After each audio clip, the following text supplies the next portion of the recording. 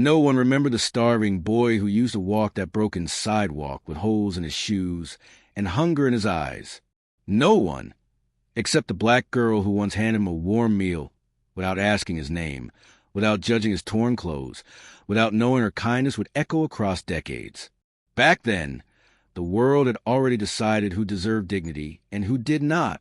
Poverty had stripped him of choice, and racism had taught her to expect nothing in return. Yet in a moment so small it barely registered to anyone else, a promise was made. A promise spoken not with certainty, but with hope. Years later, when a stranger returned to that same street, the past demanded to be remembered. Backhand index pointing right before the story continues. Support Black Voice Stories by liking, sharing, commenting, and subscribing. Your support keeps these powerful stories alive. The neighborhood sat on the edge of the city, forgotten by progress and avoided by opportunity. Cracked sidewalks ran alongside rusted fences, and abandoned factories loomed like skeletons of broken promises. This was where survival mattered more than dreams. 4 black families living there, life was a constant negotiation with a system that offered less and demanded more. The schools were underfunded, the grocery stores distant, and the future felt deliberately out of reach. The girl grew up learning these truths early. Her family didn't have much, but they had enough to share when others had nothing. Her mother believed dignity was not something to be earned, but something every human deserved. That belief shaped her daughter's heart in ways the world would later try to harden. She learned to notice people others ignored.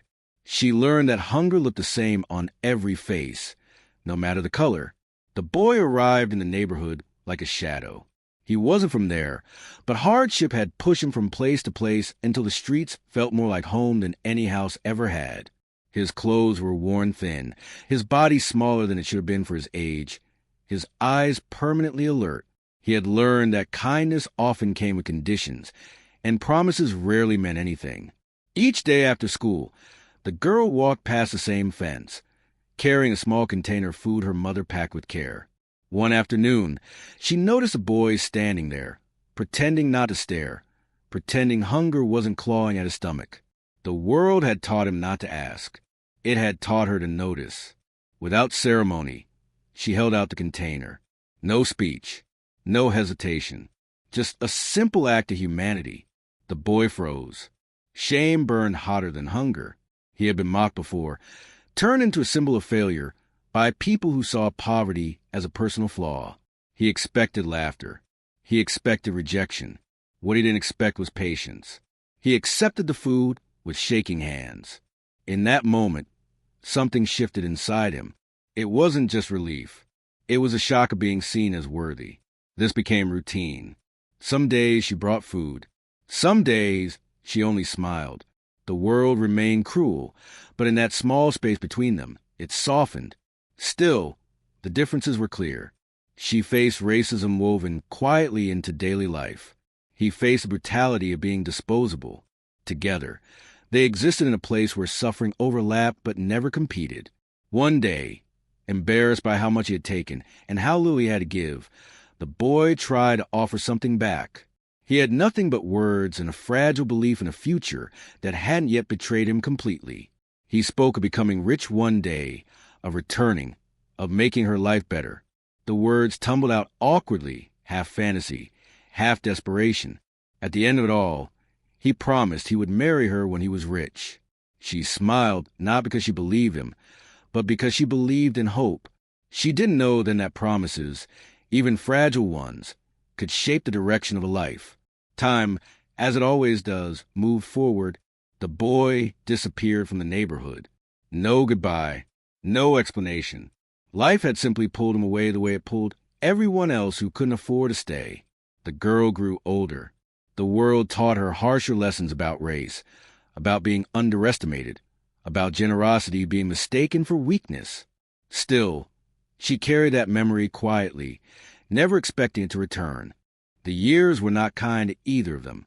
The boy's life became a cycle of instability. Foster homes, temporary shelters, long nights wondering if survival alone was the ceiling of his existence. Hunger returned often. So did anger. Society offered him statistics instead of solutions, labels instead of understanding. He learned to work harder than everyone else just to stand still. But somewhere beneath the bitterness, the memory of that girl endured. Not her face, which time blurred, but the feeling. The warmth of being given something without strings attached.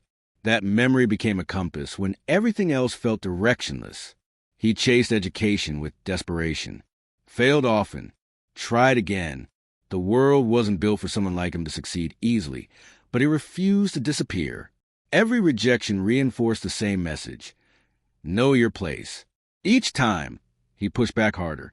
Meanwhile, the girl grew into a woman navigating a world that demanded resilience from black women without ever offering rest.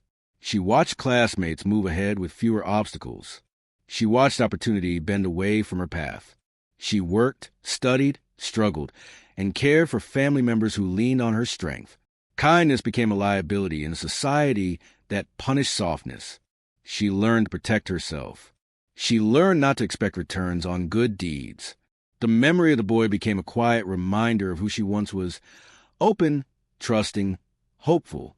As adulthood settled in, she assumed that promise had dissolved into nothing more than a childhood moment. Life didn't allow space for fairy tales. It required practicality, caution, and emotional armor. Love came and went, often shaped by imbalance and disappointment. The boy, now a man, eventually broke through. Not suddenly, not dramatically, but piece by piece. He found mentors who saw his hunger for growth rather than his past. He entered industries where he was underestimated, then overperformed. Each success carried guilt, survivor's guilt, the kind that asks why you made it out when so many didn't. Money arrived slowly, then all at once. With it came power, influence, and access. But wealth didn't erase memory. It sharpened it. The higher he climbed, the more he remembered the sidewalk, the fence, the food container. He returned to that neighborhood years later, unrecognizable in appearance, but deeply familiar in spirit. The factories were still abandoned. The fence still rusted. But the girl was gone. Or so he thought. He searched quietly. No grand announcement. No expectation. Just a need to face the past honestly. He discovered the cost of kindness through stories. How generosity from black women was often exploited and forgotten. How promises made by desperate boys rarely returned fulfilled. Doubt crept in. What if he was too late?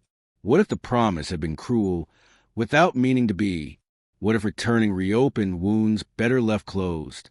But fate had its own timing. Their reunion was not cinematic. It was ordinary. A chance encounter shaped by coincidence and inevitability. She didn't recognize him at first. Why would she? Time had transformed him. Confidence replaced hunger. Stability replaced desperation. He recognized her immediately, not by face alone, but by presence.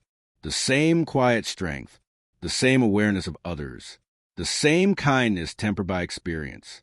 Standing before her, he felt exposed. All the wealth in the world couldn't shield him from the weight of memory. He saw the girl she once was and the woman she become, shaped by resilience, scarred by systemic neglect, dignified despite everything. He revealed the truth gradually. Who he was, where he had come from, what she had given him. The moment landed heavily between them, not as romance, not as nostalgia, but as reckoning. She listened without interruption. Years of disappointment had taught her caution, but something in his voice carried sincerity, not performance. He spoke not of success, but of debt. Not financial debt, but moral debt. The promise resurfaced. Awkward, childish, earnest. He acknowledged its impossibility back then, and its weight now. He understood that returning rich did not entitle him to anything.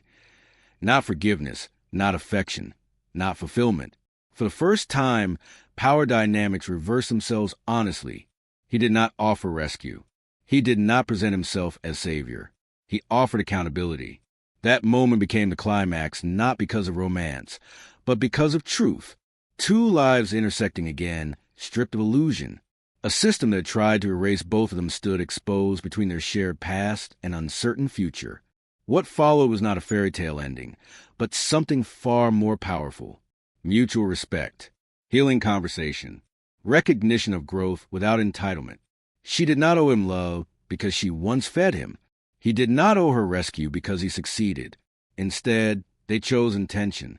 He invested back into the neighborhood, not as charity, but as justice, education programs, food security, opportunities designed to last beyond his involvement. He ensured the systems that once failed him and ignored or confronted, not bypassed. She reclaimed her softness without sacrificing boundaries. She allowed herself to believe that kindness could return without being exploited, not because of him alone, but because she saw proof that impact could ripple forward. Their relationship grew slowly, grounded in equality rather than fantasy. The promise evolved, not into ownership, but into partnership. When marriage eventually came, it wasn't because he was rich. It was because they were aligned. This story is not about wealth fulfilling a promise. It is about dignity surviving injustice. It is about how small acts of humanity can redirect lives. It is about recognizing that Black kindness has always fueled systems that rarely return the favor, and choosing to change that truth. Some promises aren't meant to be remembered. This one was meant to be transformed. If this story moved you, don't forget to like, share, comment, and subscribe to Black Voice Stories. Your support helps amplify voices that history tried to silence.